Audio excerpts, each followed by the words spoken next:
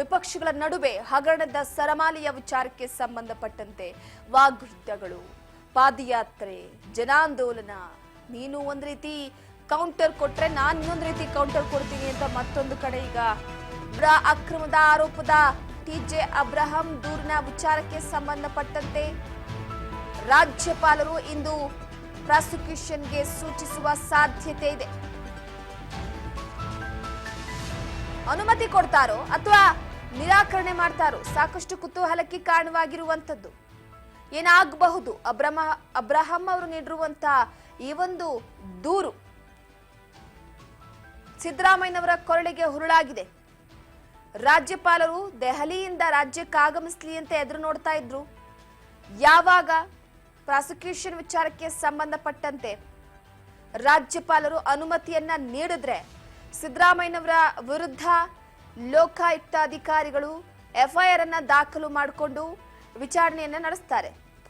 ಇದರ ನಡುವೆ ಸಿದ್ದರಾಮಯ್ಯನವರು ಕೂಡ ನೀವು ಏನೇ ಕೇಳಿದ್ರೆ ವಿಚಾರಕ್ಕೆ ಸಂಬಂಧಪಟ್ಟಂತೆ ನಾನು ದಾಖಲೆಯನ್ನ ಕೊಡ್ತೀನಿ ಅಂತ ಹೇಳಿದ್ದಾರೆ. ನಾನು ಭ್ರಷ್ಟಾಚಾರ ಮಾಡಲ್ಲ, ನನ್ನ ಮೇಲೆ ಕೇಳಿ ಬಂದಿರುವಂತ ಈ ಒಂದು ಆಪಾದನೆ ನಿಜ ಅಲ್ಲ, ನಿಮಗೆ ಬೇಕಾಗಿರುವ ದಾಖಲೆಗಳನ್ನ ನಾನು ಕೊಡ್ತೀನಿ ಎನ್ನುವ ಮುಖಾಂತರವಾಗಿ ವಾಗ್ದಾಳಿ ನಡೆಸಿದ್ದಾರೆ. ಏನಾಗುತ್ತೆ ಇವತ್ತು? ರಾಜ್ಯಪಾಲರ ಅಂಗಳದಲ್ಲಿ ಪ್ರಾಸಿಕ್ಯೂಷನ್ ಭವಿಷ್ಯವಿದೆ. ನಿರಾಕರಿಸ್ತಾರೋ ಅನುಮತಿ ಕೊಡ್ತಾರೋ ಸಿದ್ದರಾಮಯ್ಯನವರ ರಾಜಕೀಯ ಭವಿಷ್ಯ ಏನಾಗುತ್ತೆ? ಒಂದು ಕಡೆ ಸಿದ್ದರಾಮಯ್ಯನವರ ಕುರ್ಚಿ ಅಲ್ಲಾಡ್ತಾ ಇದೆ, ಕಾಂಗ್ರೆಸ್ ಪಕ್ಷದಲ್ಲೇ ಸಿಎಂ ಸ್ಥಾನಕ್ಕೋಸ್ಕರ ಕಾದಾಟಗಳಿದೆ.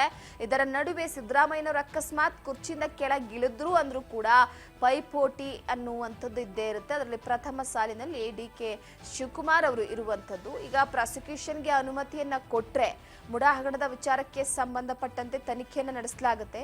ತನಿಖೆಯಲ್ಲಿ ಎಲ್ಲ ಸತ್ಯಾಸತ್ಯತೆ ಬಯಲಾಗಬೇಕಾಗಿದೆ.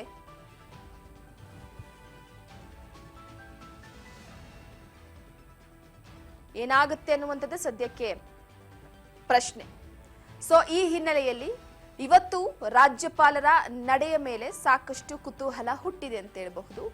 ರಾಜ್ಯಪಾಲರು ಪ್ರಾಸಿಕ್ಯೂಷನ್ಗೆ ಅನುಮತಿಯನ್ನ ಕೊಟ್ರೆ ಮುಂದಿನ ಯಾವ ರೀತಿಯ ತನಿಖೆ ಆಗುತ್ತೆ? ಸಿದ್ದರಾಮಯ್ಯನವರಿಗೆ ಯಾವ ರೀತಿ ಈಗಾಗಲೇ ಇಕ್ಕಟ್ಟಿನಲ್ಲಿ ಸಿಲುಕಿ ಒದ್ದಾಡುತ್ತಿದ್ದಾರೆ. ಒಂದು ಕಡೆ ಏನಾಗಬಹುದು ಆಗಿದ್ರೆ ಪ್ರಾಸಿಕ್ಯೂಷನ್ಗೆ ಅನುಮತಿಯನ್ನ ಕೊಟ್ರೆ